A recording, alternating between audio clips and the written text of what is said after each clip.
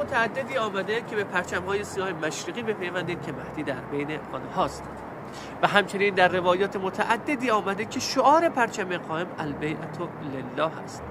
پس دو تا معیار برای شناخت پرچم قائم وجود دارد، اینکه رنگ آن مشکی است و شعارش البیعة لله است.